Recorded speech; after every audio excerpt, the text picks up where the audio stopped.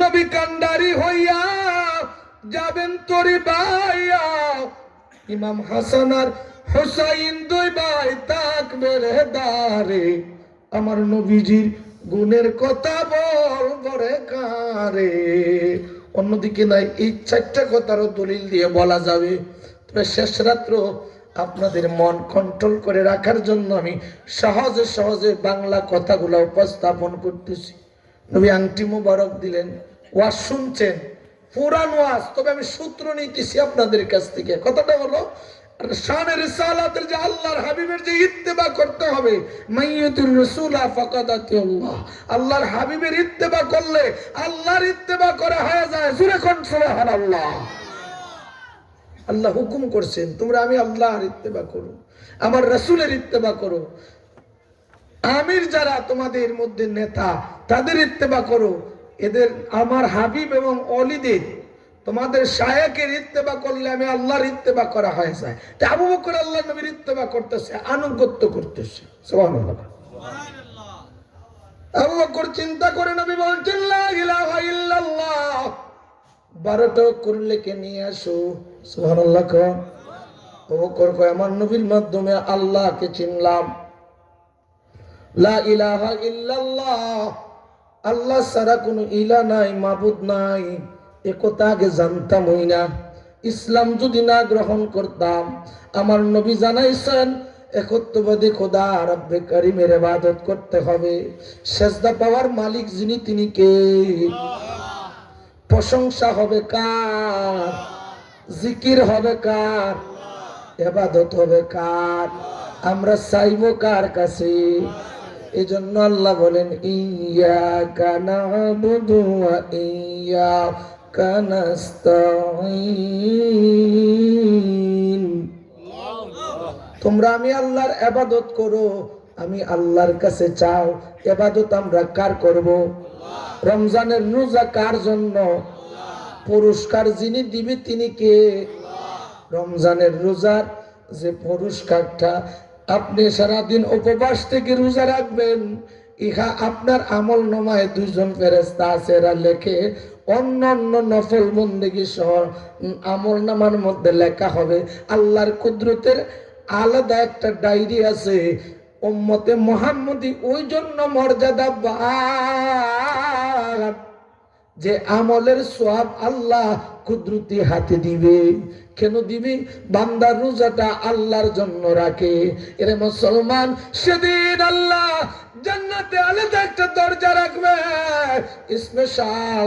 আমার ওই বান্দাগুলা যারা আমি আল্লাহর জন্য ইবাদত করেছে, এদেরকে সেই দরজা দিয়ে আল্লাহ জান্নাতে প্রবেশ করাবে। জান্নাত কি নিয়ামত আল্লাহর তরফ থেকে বান্দার প্রতি, কম না বেশি? আওয়াজটা বোঝা যাচ্ছে না? কম না বেশি? 1 বছর 2 বছর 100 বছরের লাগে জান্নাত নেই, কথা কয় না। পরকালীন জীবনের যে জান্নাত, ইন্তেকালের পর থেকে পরকালীন জীবনের শুরু হলে তার মাত্র কিয়ামত পর্যন্ত কবর জগতে আলমে বরজকে থাকতে হবে। বাবা ঠিক না বেটি? আল্লাহ যখন দুনিয়া শেষ করে দিবেন, ধ্বংস করে দিবেন, সর্বশেষ ব্যক্তিটা তাফসীরের মধ্যে এসেছে, যে ব্যক্তিটা সবার শেষে ইন্তেকাল করবে সেও 40 বছর থাকবে কবরে। কত বছর? কত বছর? তার মানে আমরা, আমাদের পূর্বে যারা, পরে যারা, বা আমরা যারা কবরে যাব, আলমে বরজকে যাব, আমরা সেই কবরে জান্নাতের সব জাহান্নামের শাস্তি ব্যবস্থা আছে কিনা? নাই। এটা যদি নেক আমল হয়, উঠবেন না, যাবেন না। পালাবে কই যাইয়া রে মানুষ, ওরে লুকাইবে কই যাইয়া, আজরাইল আসিয়া একদিন বান্দিবে কষিয়া রে, মাটির কবরে একদিন যেতে হবে রে ও মানুষ, আদার কবরে একদিন যেতে হবে রে। এটা সত্য না মিছা? আমি আপনাদের মেহমান, আমাকে রাইকা কে কে চলে যাবেন একটু হাত উঠান। একজনই বুঝছে না, উনি মুরব্বী মানুষ। আল্লাহর রহমত আছে, আমি জানি, আমার মন সাক্ষী দিছে আজকের মাহফিলের দোয়া আল্লাহ ফিরিয়ে দিবে না, বলেন আমিন। আমি সবার মা বাবার লাগিয়া, আমরা যারা আছি সকলের লাগিয়া এই সময় আমার আজকে আগামীকালকে একটা মাহফিল আছে, এরপরে শেষ। ও ছোট্ট একটা মাহফিল আছে, আজকে দুইটা মাহফিল, একটা খেলাপুর ছিল আর এটা হইলো। আর রাত্র তো গভীর হচ্ছে, আপনাদের অধৈর্য হচ্ছে না, একটু সময়, আমি বেশি সময় আর নষ্ট করবো না, একটু জিকির করবো, মিলাদ দিব। আর ওই কথাগুলা আল্লাহর হাবিবের ইত্তেবার কথা, আর শানে রিসালাতের মধ্যে রাসূলের যে রাসূল আকরাম সাল্লাল্লাহু আলাইহি সাল্লামের উসিলায় আমরা দামি, ঠিক না বেঠিক? তো আমরা দামি নবীর দামি উম্মত, যদি দামি নবী পাইলাম, নিজে দামি হইলাম না, লাভ কি? ঠিক না বেঠিক? মান আরাফা নাফসাহু ফাকাদ আরাফা রাব্বাহু, নিজেকে নিজে চিনলে খোদা তাআলাকে চেনা সহজ হয়। কই, আমি তো আমারে চিনি না, আমি কে, কোথায় ছিলাম? রূহ জগতে আসছিলাম, কই মার রেহেম জগতে, আসি কই দুনিয়ার জগতে, যাব কই আলমে বরজকে, উঠবো কোথায় হাসরের ময়দানে, তারপরে কোথায়? জান্নাত অথবা জাহান্নামে, ঠিক না বেঠিক? তো এই যে জান্নাত অথবা জাহান্নামে, কবরেও থাকবো কিছুদিন, দুনিয়াতেও আছি, মার রেহেমও ছিলাম, আলমে আর হাই ছিলাম, আমি জান্নাত অথবা জাহান্নামে যাব। এই জীবনের দূরত্বটা কত? 100 বছর, 1000 বছর, 20,000 বছর না। যে জীবন শুরু আছে শেষ নাই রে মুসলমান, শেষ নাই। যদি জান্নাতি জীবন হয় তুমি দামি, ভাগ্যবান। যদি জাহান্নামী হয় রে, তোমার জীবনটা বিফলে যাবে। এই জীবন কষ্টের জীবন হবে, আফসোস হবে। সেদিন কান্দিয়া না কুল পাইবা। আমার নবীরে ভালোবাসে আবু বকর দুনিয়ার থেকে জান্নাত সঞ্চয় করল।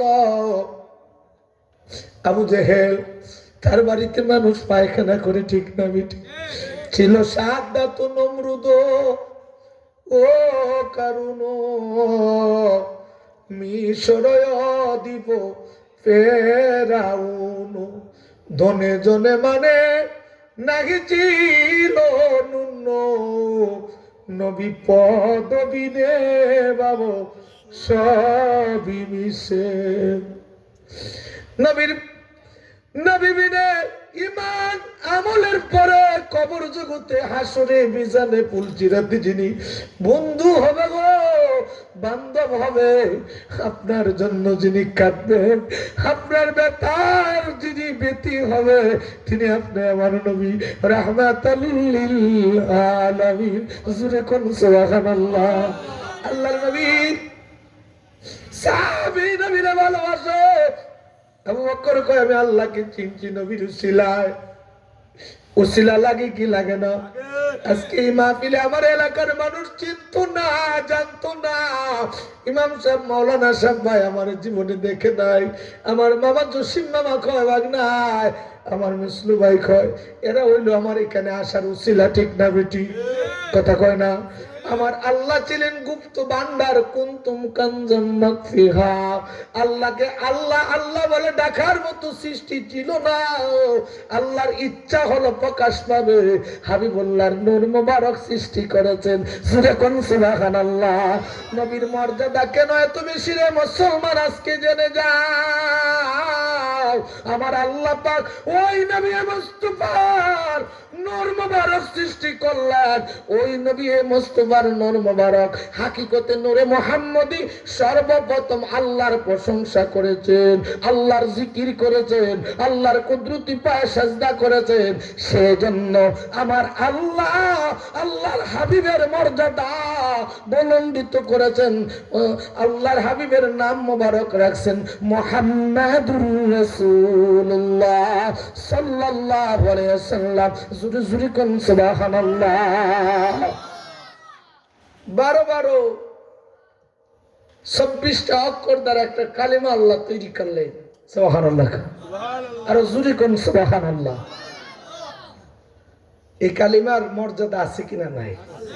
কথা কয় না? এইখানে ওয়াজ করলে 3 ঘন্টা লাগবে। আমি আপনাদের সময় নষ্ট করবো না, একটু সামনে যাই। আবু বকর নিয়ে যাচ্ছে, আল্লাহ না, 12 অক্ষরের পাশে আরো 12 অক্ষর লাগায়া কালিমা পুরা করব। স্বর্ণকারকে বলতেছে যিনি কাজ করবে লা ইলাহা ইল্লাল্লাহ মুহাম্মাদুর রাসূলুল্লাহ সাল্লাল্লাহু আলাইহি ওয়াসাল্লাম লিখে দাও। বাবা বানাই না কিচ্ছু না, ইহা অসংখ্য কিতাবে এই হাদিস বর্ণিত হয়েছে, ঠিক না বেঠিক? আপনারা বহুবার শুনেছেন, আমি শুধু নবী মুস্তাফার ইত্তেবার কথা, আনুগত্যের কথাটা বোঝানোর জন্য বলছি। আল্লাহর নবীর সাহাবী যখন লেখাইলেন নিয়ে যাচ্ছেন, আল্লাহ ডাক দিয়ে বলেন, জিবরিল, আবু বকর যেত আমার বন্ধুরে ভালোবাসে, তার নামটাও পাশে লিখিয়ে দাও। সুবহানাল্লাহ, রাসূল কইতেন না সুবহানাল্লাহ। আবু বকর সিদ্দিক লেখা হলো। আল্লাহর নবী ডাক দিয়ে বলেন, আবু বকর পাশে আয়। বুঝলাম, বলো না, আমি তো বলছিলাম 12টা অক্ষর লেখার জন্য, এখানে কেন আরো অধিক? মুহাম্মদুর রাসূলুল্লাহ লেখলাম। সুবহানাল্লাহ, রাসূল কোন সুবহানাল্লাহ। আবু বকর চোখের জল ছেড়ে দিয়ে কয়, ইয়া রাসূলুল্লাহ, আমার মা বাবা আপনার কদমে কুরবান নবী গো, আমি আল্লাহকে আল্লাহ বলে ডাকা, ইমান আনা আপনি রাসূলের মাধ্যমে আমি আল্লাহ চিনেছি, আল্লাহকে ডাকার ব্যবস্থা পেয়েছি, আমি ইমানওয়ালা হয়েছি। আজকে আপনি নবীর আদর্শে আমল করি, ইয়া রাসূলুল্লাহ, আল্লাহর নাম যেখানে, আপনি রাসূলের নামও সেখানে ছাড়া আমি আবু বকর সইতে পারি না। জোরে কইবেন না সুবহানাল্লাহ।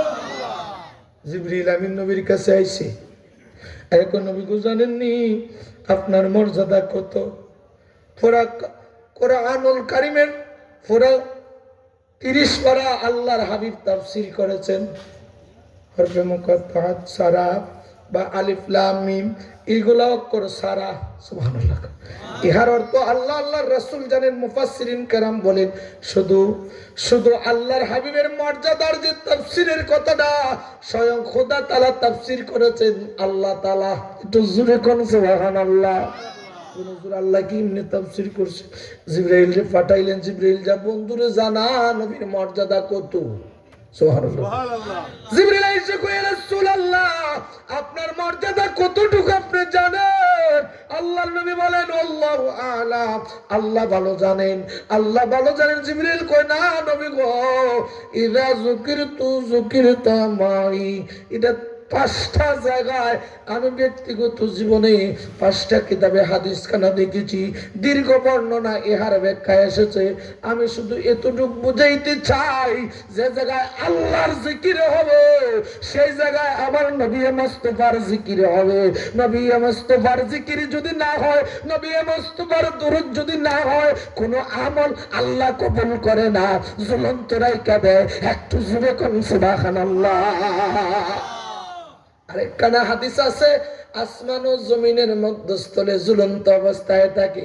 বান্দার আমল যদি প্রশ্ন করেন আল্লাহ কেন কবুল করেন না, আল্লাহ বলবে, আমি মাবুদের রুবুবিয়ত, আমি আল্লাহকে আল্লাহ বলে ডাকার নিয়মটা বান্দা যার উসিলায় পাইছে রে, তার দুরূদ যদি না নজরানা দেয়, আমি আল্লাহ এই আমলগুলা গ্রহণ করি না। একটু জোরে জোরে কোন সুবহানাল্লাহ।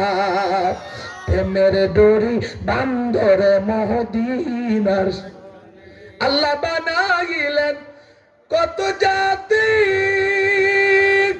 হইল না তার প্রেম প্রীতি, অবশেষে বানান মানুষ, অবশেষে বানান মানুষ প্রেমের কারণে। এই প্রেমের ডোরি বান্ধরে মদিনার, হায় রে প্রেমের ডোরি বান্ধরে মদিনার। আল্লাহ বানাইলেন আসমান জমিন,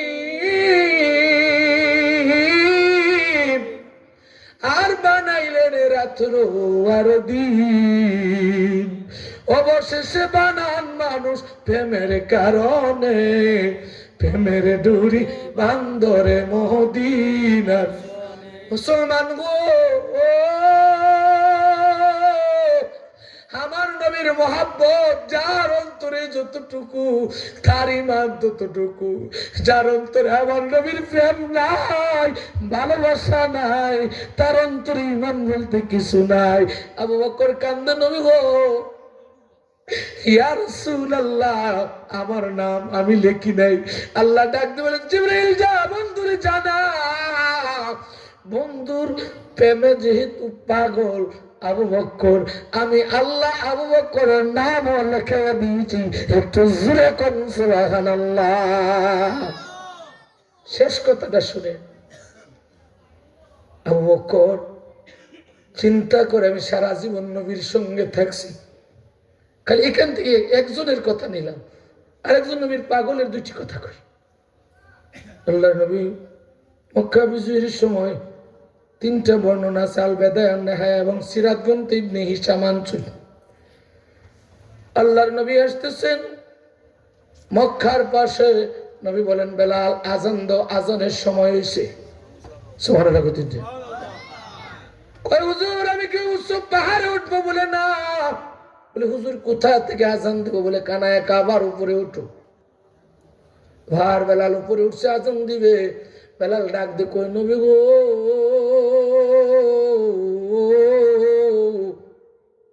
সারা জীবন যতদিন আমি নববী মসজিদে আজান দিয়েছি, মক্কার দিকে ফিরে কেবলা পরিবর্তনের পর থেকে কানায় কাবার দিকে হইয়া আজান দেই।